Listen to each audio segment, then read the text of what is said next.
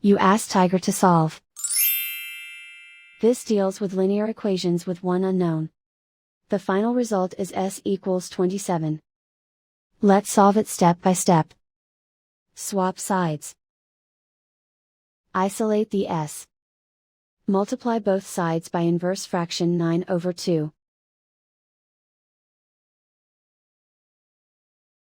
Group like terms.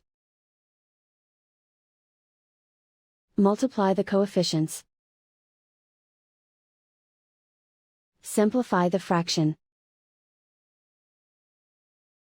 Multiply the fractions. Simplify the arithmetic. And so the final result is s equals 27.